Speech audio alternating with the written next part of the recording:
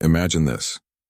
In a packed Washington, D.C. courtroom, Judge James Caldwell, renowned for his integrity, slams his gavel, striking down President Trump's executive order.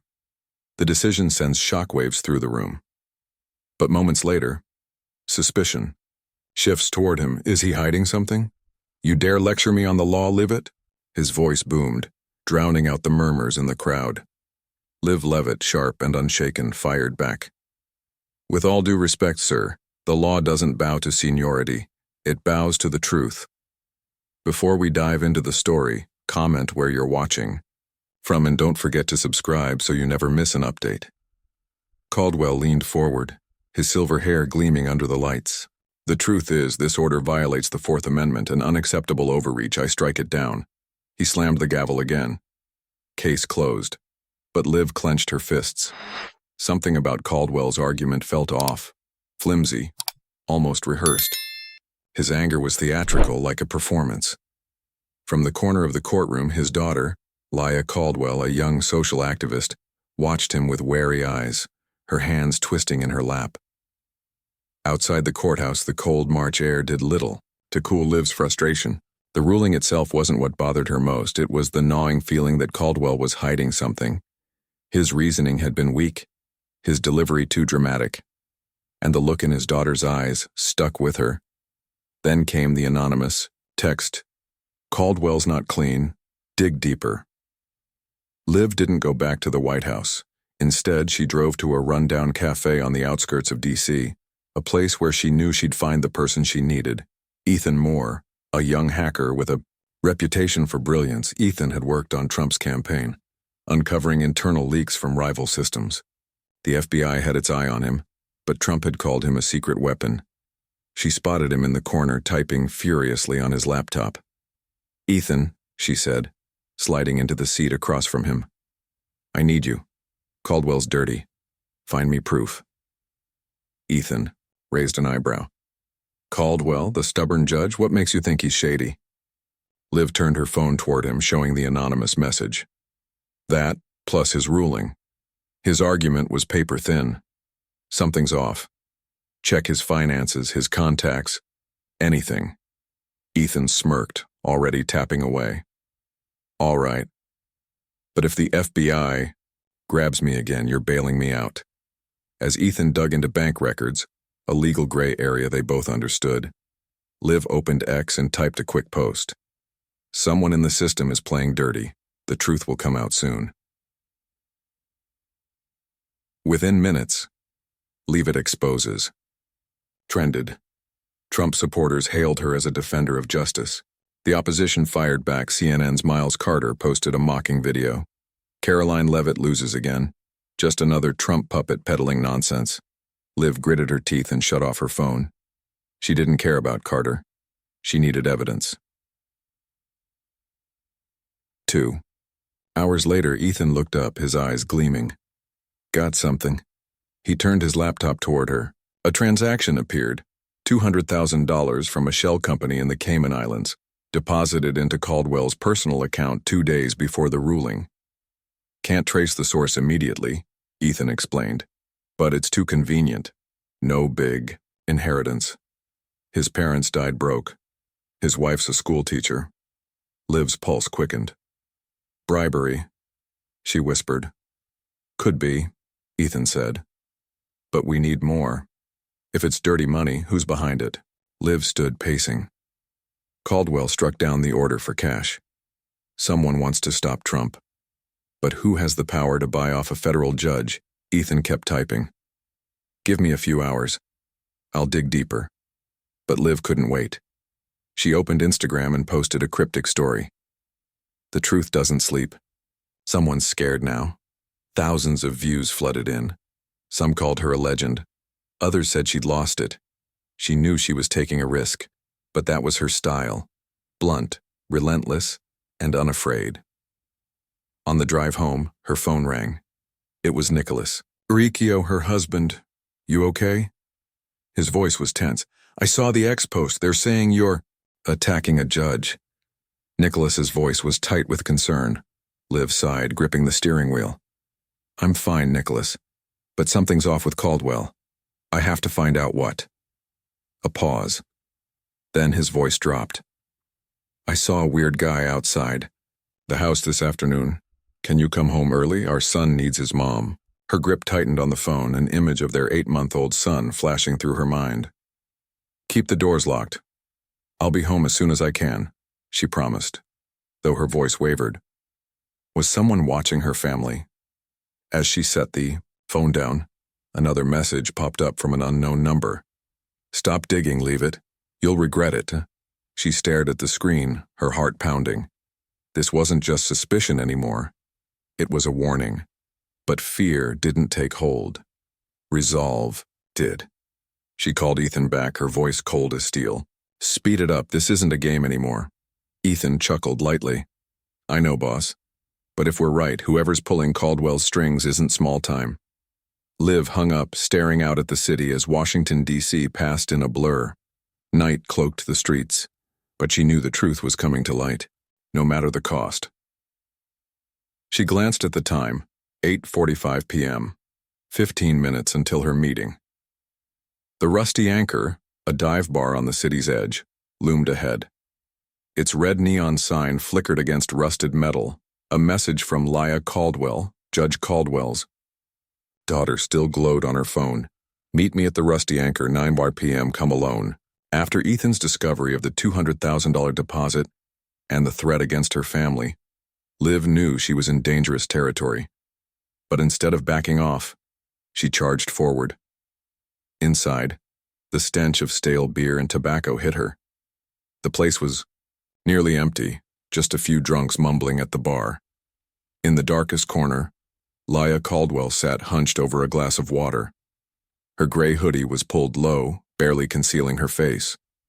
Her brown hair was tied back, but her hands trembled around the glass. Liv pulled out a chair and cut straight to the point. Talk, Leah. What's your dad involved in? Leah looked up, her eyes red, but her voice steady. I love my dad, Leavitt. But he's not the man I knew. He's being controlled by Senator Daniel Voss.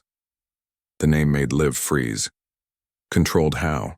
She asked, her voice low and sharp. Leah slid a small USB drive across the table, her fingers shaking. Photos. My dad and Voss, meeting at the Ritz last week. There's more on there, but I didn't dare dig deeper. If he knew I was doing this. Liv picked up the USB, the cold metal chilling her palm. Why give this to me? You hate Trump. You called him a tyrant on X. Leah gave a faint, pained smile. Because I want to save my dad. If he's being bribed or blackmailed, I want it stopped before it blows up. But I'm warning you, don't destroy him more than you have to. Liv tilted her head, replying coolly, if your dad's clean, I won't touch him. But if he broke the law, I can't promise anything. The air between them was taut as a wire. Leah, a social activist who had led protests against Trump, and Liv, one of his most loyal defenders, now found themselves in an uneasy alliance. What does Voss have on your dad? Liv pressed. Leah hesitated, then sighed. I don't know. But he changed after meeting Voss. He's stressed, snaps easily. I overheard him on the phone. Something about a past that can't be erased. Liv's eyes narrowed. A past tied to the $200,000 deposit Ethan had uncovered? Leah flinched. You already know. I know enough to be suspicious, Liv said. But I need more than just photos. If Voss paid your dad to kill Trump's order, I need to know why. Leah lowered her head, her voice strained. I don't want to betray my dad, Leavitt. But if Voss is controlling him, you're the only one crazy enough to take him on. Liv smirked. Crazy? Maybe. But I won't stop until the truth's out. She pocketed the USB and stood. But before she could turn away, Leah grabbed her wrist. Be careful, she whispered, fear flashing in her eyes. Voss doesn't play fair. He's got money, power, and he'll do anything to win. Liv pulled free. Then he picked the wrong person to fight. She stepped out into the cold night, the wind whipping her hair, but her mind burned with a singular focus. Voss, a powerful senator, Trump's enemy. He might be the puppet master. But why? And what was his endgame? Caldwell was hiding in a past that couldn't be erased. On the drive back, Leavitt dialed Ethan. "I got a USB from Leah Caldwell," she said as soon as he answered. "Photos of Caldwell and Daniel Voss meeting. Check it. Find more. I need to know what Voss has on him." Ethan let out a low whistle. "Voss, this just got big, Karoline. I'll dig it all up, but watch yourself. If Voss is involved, we're not just up against a judge anymore." Liv nodded, even though he couldn't see her. "I know. Work fast." As she hung up, her phone rang again. "Nicholas. Karoline, where are you? It's 10 p.m. His voice was thick with worry. "I saw that guy outside again. He was under the streetlight, just staring." Liv's grip tightened on the wheel, her heart pounding. "Nick, lock the doors. Stay inside. I'm coming home." She floored it, but her mind raced. The anonymous threat. "Stop or your husband pays." Now, it was clear. Voss, or someone, was watching her family. She wasn't scared for herself. But Nicholas and their son? They were her weak spot. Pulling into the driveway, she found Nicholas waiting at the door, a baseball bat in hand. "He's gone," he said, but his eyes were wild. "Karoline, what the hell is happening? What are you into?" She hugged him tight, whispering, "I'm chasing the truth, Nicholas, but you and our son, you're everything to me. I'll keep us safe." Nicholas sighed, holding her close. Inside their dimly lit home, their 8-month-old son slept peacefully, the soft glow of a nightlight casting shadows on the wall. The clock struck 11 p.m., but Liv was far from sleep. The USB from Leah Caldwell burned in her hand like an unlit bomb. The meeting at the Rusty Anchor haunted her. Leah's warning about Daniel Voss. The fear in her eyes, and the final threat. "You've been warned." Nicholas stepped into the room, his eyes heavy with concern. "Karoline, you need rest. That guy hasn't come back, but I don't like this." She turned to him, voice firm. "I can't stop, Nicholas. Voss is controlling Caldwell, and I need to know why." Nicholas gripped her shoulders, his voice low. "Our son needs you. I saw him, the guy under the streetlight.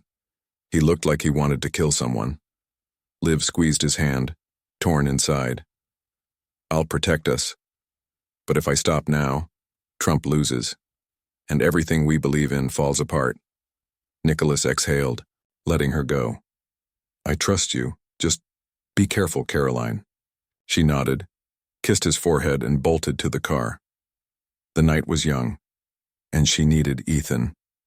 At an abandoned warehouse on DC's edge, Ethan was ready. His laptop glowed in the dark, screens alive with code and bank records. Liv tossed the USB across the table. "Leah says Voss met Caldwell at the Ritz last week. Get everything." Ethan plugged it in, fingers flying over the keys. The photos loaded first. Caldwell and Voss in the hotel lobby, faces tense. One was time-stamped. March 8th, a day before $200,000 hit Caldwell's account. Ethan muttered, "It lines up, but there's more." A second file opened, a partially encrypted document, but one phrase stood out. "The 98 case." Liv frowned. Leah said Caldwell mentioned a past that can't be erased. "Is this it?" Ethan nodded, typing faster. "Give me a few minutes. If this is blackmail, Voss has something big on him." 10 minutes later, he looked up, eyes gleaming. "Bingo. I got into an old database, a bribery scandal from 1998. Liv's pulse quickened. "Go on." Caldwell, back when he was a rookie judge, was suspected of taking money from a construction company to overlook environmental violations. The case was hushed up. No evidence to convict. But if Voss has the original documents, Liv cut in. He's using it to force Caldwell to strike down Trump's order. She paced, mind spinning, but why? The order targets Trump's political rivals. People Voss hates too. Ethan shrugged. "Not enough data yet. But I've got another find." He pulled up a second transaction, $1 million, from a Silicon Valley investment fund to an anonymous account. Same day Voss met Caldwell. Liv narrowed her eyes. "Who runs the fund?" Ethan exhaled. "A tech billionaire who hates Trump, despises him over tariffs and immigration policy. Liv's jaw tightened. Voss isn't acting alone. She pulled out her phone. Opened. Exxon went live. "Listen up," she said, her voice sharp as a blade. "The truth's about to blow wide open. Someone in the shadows wants to stop Trump, but they don't know who I am." The video spread like wildfire, 50,000 views in 10 minutes.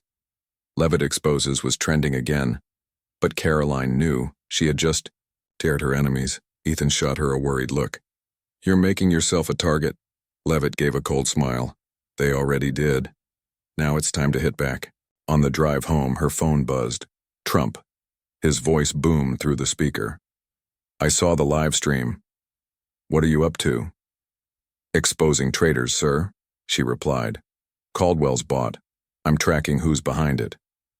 Trump chuckled hoarsely. "Good work, but don't damage my reputation." She nodded even though he couldn't see. "I'll handle it, Mr. President." The call ended, but the weight on her shoulders grew heavier. She pulled into the driveway at 1 a.m. Nicholas was waiting. "Karoline," he hissed, pointing toward the window. "He's out there again, under the streetlight." Her stomach clenched. She rushed to the door, heart pounding. A tall, thin figure stood motionless beneath the dim glow, his face obscured under a cap. "Call the cops," she said. Nicholas grabbed his phone, but before he could dial, the man melted into the dark. This wasn't paranoia anymore. This was war. Her phone buzzed. Another anonymous text: "Stop, or your husband pays." She looked at Nicholas, then their son sleeping in his crib. Her gut twisted. She whispered, "Take him to the bedroom, lock the door." Then she called Ethan. "They're watching my house," she said, her voice shaky but firm. "Voss or someone wants me to stop." "Dig more on. That billionaire, I need a knockout blow." Ethan hesitated. "Karoline, if they're targeting your family, maybe you should back off." She cut him off. "No, they're targeting my family because I'm getting close. Find it." Ethan exhaled. "All right, but I need 24 hours to dig it all up. Can you hold out?" Levity glanced out the window. The darkness was silent, but suffocating. "I'll try." She sank onto the sofa, clutching the USB. This wasn't just about Caldwell. Voss was part of something bigger, a web of money and power from Silicon Valley. Trump's order threatened their donors, and they'd do anything to stop it. But why? Target her? Because she wasn't just a press secretary. She was Trump's trusted voice, and that made her dangerous. Now she was a target. PM. A black sedan sat parked near Senator Daniel Voss's office in downtown D.C. Karoline Leavitt sat behind the wheel, eyes locked on the building. Beside her, Ethan Moore adjusted a listening device, a tiny bug he had planted in Voss's office that morning. After last night, the stranger outside her house, the threat against Nicholas, the discovery of Voss's tech billionaire alliance, Karoline knew time was up. "If Voss is the mastermind," she said, voice cold as steel, "we need hard evidence. Tonight." Ethan nodded, earpiece pressed tight. "Bugs live. If Voss meets Caldwell, we'll hear it." Leavitt clenched her fists. The USB from Leah Caldwell had given them photos and the 1998 lead, but she needed a confession, something to crush this conspiracy. Before she left home, Nicholas had called her. His voice was trembling. "Karoline, the cops didn't find that guy. Don't go, please." She had hugged him and their son, whispering, "I'll come back, but I have to finish this." Now, parked outside Voss's office, she wondered if she could keep that promise. Headlights swept the street. A black SUV pulled up. The back door opened. James Caldwell stepped out. He looked haggard, his coat pulled tight, his hat low, but she knew him instantly. "There he is," she whispered. Ethan flipped on the recorder. Footsteps crackled through the speaker. Caldwell entered the office. The door slammed shut. Then voices. Caldwell's was shaky, furious. "You promised to protect me, Daniel. If this gets out, I'm done." Voss's voice was icy. "You'll do what I say, James, unless you want the 98 bribery case public. Would your daughter still look at you then?" Leavitt and Ethan locked eyes. The 98 case, she murmured. It's blackmail. Ethan nodded, his grip tightening on the recorder. Voss's voice came through again. Trump's order threatens my donors. You strike it down, I stay quiet. Simple deal, Caldwell shouted back. Simple? I've already sold my soul. And now I'm being watched. I saw that guy outside my house last night, Voss sneered. Don't worry, I've handled. Leavitt will stop soon. Leavitt gripped her seat, heart racing. Handled me, she whispered. He's wrong. Ethan frowned. They know you're digging. That guy at your house, he's Voss's. Leavitt nodded, resolve burning in her eyes. This recording was the knockout punch. Voss had just admitted to blackmailing Caldwell and targeting her. But before they could celebrate, headlights flashed. A tall man stepped from the alley, flashlight beaming straight at their car. Damn it, Ethan hissed. He spotted us. Leavitt floored it. Tires screeched. The man yelled, giving chase, then from behind an SUV roared up, tailing them.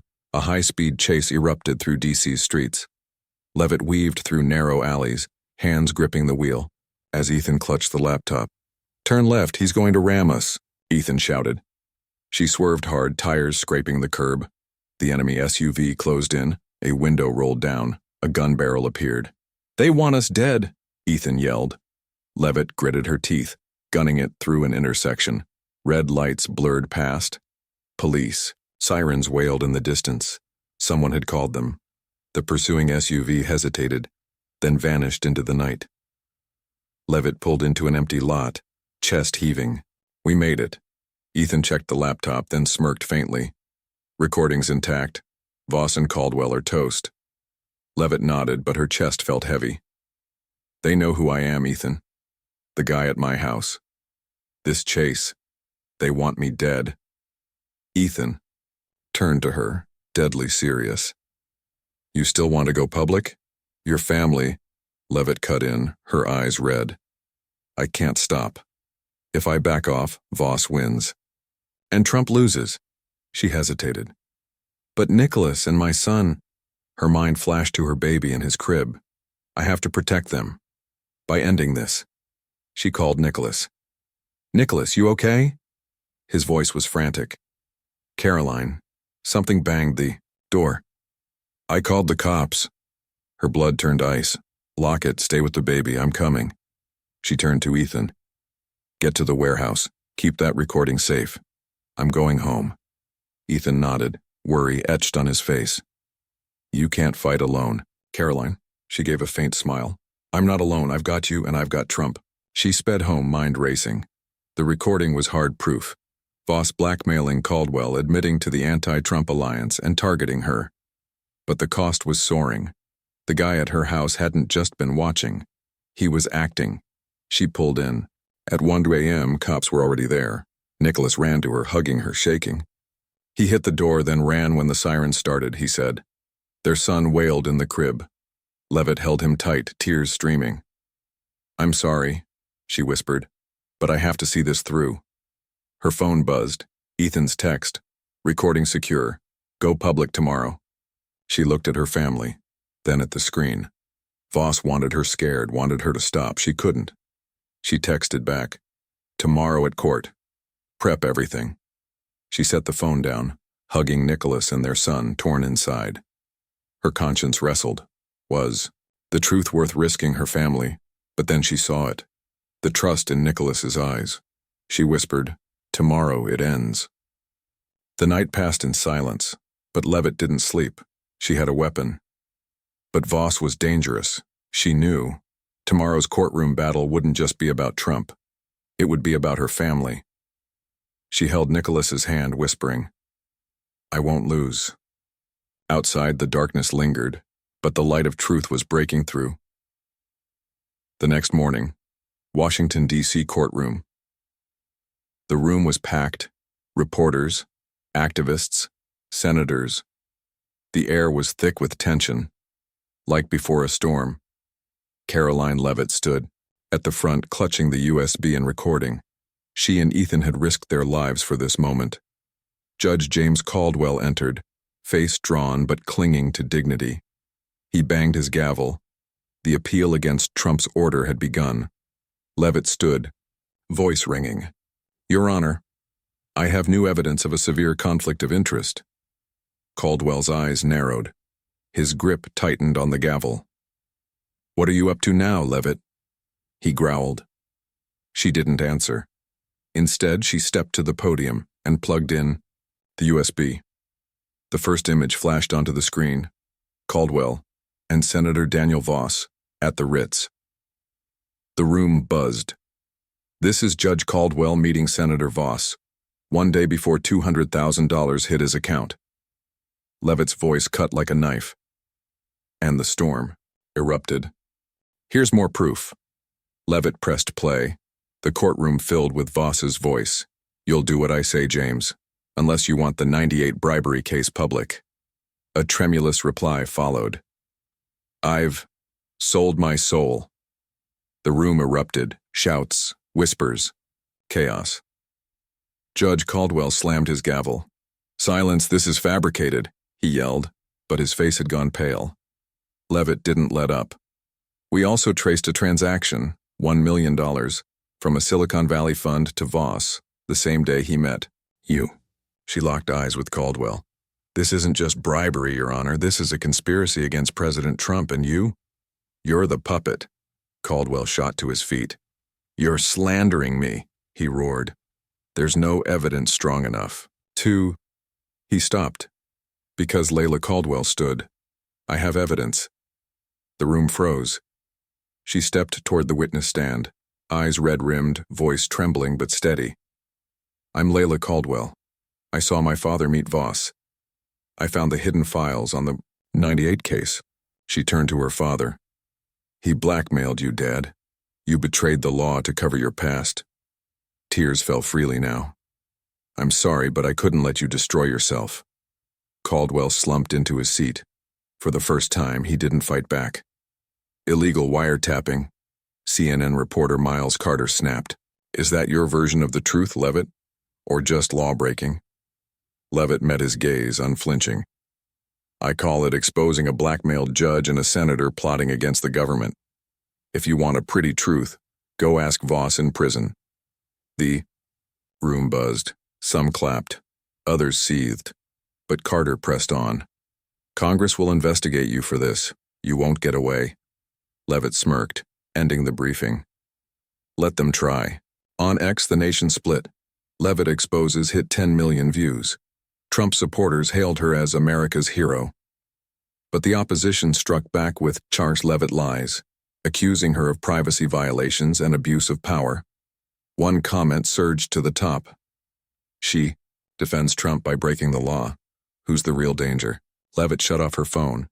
She didn't need the praise or the hate. She just needed home.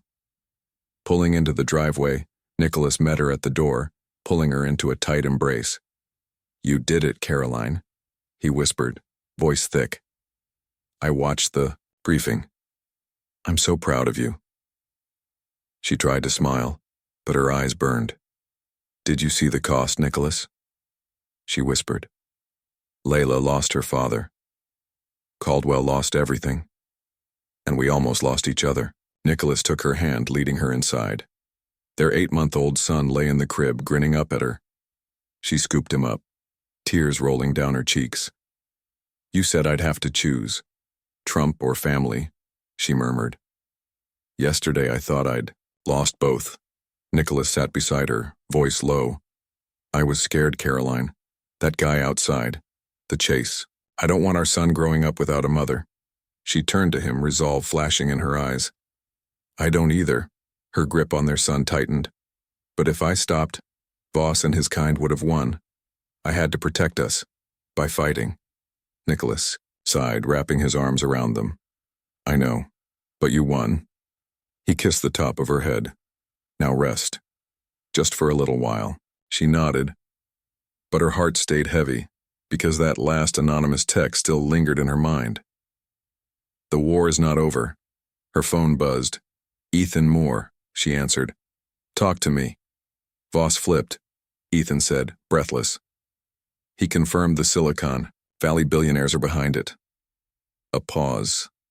No names yet, but the cops are digging. Leavitt frowned. Good, but Congress will summon me over the wiretapping. Carter's half right, I'm not clear yet. Ethan snorted. You've got Trump behind. They won't dare touch you. She hung up, uncertain. Trump might shield her. But the cost, to her reputation, her family, was hers alone to bear. That afternoon, a text from Layla Caldwell. I saw Dad today. He didn't speak, just cried. Thanks for ending this. But I've lost him. Leavitt's heart tightened. She grabbed her keys, drove to Layla's small D.C. apartment. Layla opened the door, eyes swollen. She barely spoke, just pointed to the living room. Judge Caldwell sat slumped in a chair. His silver hair was a mess. In his hands, a family photo. He looked up, voice hoarse. Leavitt, you won. But I lost Layla. Leavitt stepped closer, firm, but not cruel. You chose Voss over the truth. Her voice softened. Layla saved you from falling deeper. Layla sobbed. I wanted to save him, but he had to pay. I can't forgive him yet. Caldwell nodded, tears streaking his face. I'll testify against Voss. Like you asked. His voice cracked. But tell Layla I love her. Leavitt turned to Layla. He was wrong, but he's your father. A pause. Time will decide the rest. Laya didn't reply. She just clutched the photo tighter. Leavitt hesitated, but then stepped away, torn inside. She had shattered a conspiracy, but in doing so, she had fractured a family, much like she had nearly lost her own. That night, a congressional summons arrived, demanding she testify about the wiretapping in the Caldwell case. Nicholas read it, his face paling. What more do they want? You already won. Leavitt smirked. They want me down to get to Trump, but I'll face them.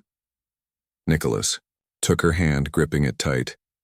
You're not going alone, I'll be there. She nodded, a rare warmth creeping in. But as Nicholas slept, she checked X one last time. A new anonymous message flashed on her screen. Congress is just the start. You'll pay. Her heart pounded. Voss was in prison, but the real puppet master was still out there, stepping onto the balcony. She gazed at the lights of D.C. She had saved Trump, restored order. But at what cost? Laya's pain, Caldwell's fall, the public's doubt. For the first time, she wondered, did I do the right thing? The wind whispered no answer. Her phone buzzed. Ethan texted, prep up. Congress will be a big fight. She exhaled, steadying herself. I'm ready. The next day, Karoline Leavitt stood before the Congressional Judiciary Committee in the vast chamber. Blinding lights burned down on her, TV cameras rolling. Dozens of lawmakers sat on the high bench, waiting to pick her apart. After taking down Judge Caldwell and Senator Voss, she knew this was inevitable. They wouldn't let her action slide. Nicholas sat in the audience, hands clasped, eyes anxious. She took a breath, ready. The committee chair, a fierce Trump critic, banged the gavel. Miss Leavitt, he said icily, you used illegal wiretapping to bring down Judge Caldwell and Senator Voss. Do you realize this violates federal law? Leavitt stood tall, voice calm but sharp. I realize I did what was necessary to expose corruption. Justice is democracy's backbone, but when it's bought, someone has to act. I don't regret it. Murmurs rippled through the room. Some lawmakers nodded, others scowled. Miles Carter, the journalist who had hounded her for weeks, jumped up. She thinks she's above the law, he barked. Wiretapping, threatening Caldwell's family. Is this what Trump calls truth? Leavitt turned to him coolly. Threatened who, Carter? Voss sent men to my home. Nearly killed me and Nicholas. Ask him in prison. Carter faltered, face flushing. But the chair cut in. Miss Leavitt, do you have evidence justifying your actions? She nodded, handing over a USB drive. It's all here. Voss blackmailing Caldwell. Admitting a plot against the president. I didn't break laws for fun. I did it for America. The hearing stretched for hours. Democrats hammered her on ethics. Republicans hailed her as a defender of freedom. Finally, the chair leaned forward. "We'll review the evidence," he said. "But Miss Leavitt, your actions are deeply controversial. If found guilty, you'll face legal consequences." Leavitt gave a single nod and stepped down. Nicholas rushed to her, pulling her into a tight hug. "You did great," he whispered. "But they won't let go." She smirked. "Think I'm scared?" "They don't know Karoline Leavitt yet." That night, her phone rang. "President Trump." "You're a star," he said, pleased. "Congress wants you down, but I won't let them. Keep making America great." Leavitt exhaled. "Thank you, sir, I won't stop." But as she hung up, she sat alone in her office, conflicted. She had protected Trump, restored order, exposed fuss, but at what cost? Leah had lost her father. Caldwell had lost everything. Her own reputation was in ruins. On X, Leavitt exposes still trended, but Leavitt lies burned just as fiercely. She drove home. Nicholas and their son were waiting at the door. He hugged her, voice soft. "You okay?" She nodded, eyes red. "You know," she whispered, "I wonder if I did the right thing. The truth saved America, but it hurt so many." Nicholas took her hand. "You saved us. That's enough." She held their son, warmth finally seeping in.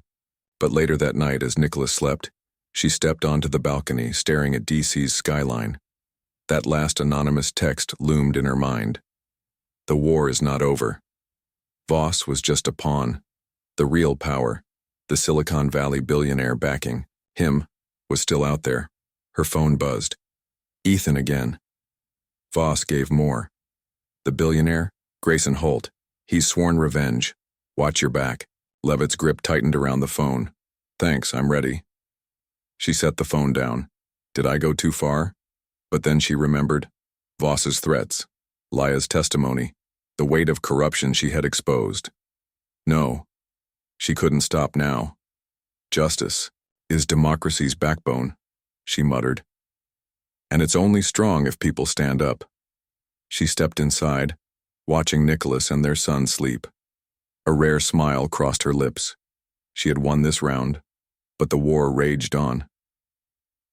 The next morning, she stood before the White House, the cold wind whipping her hair.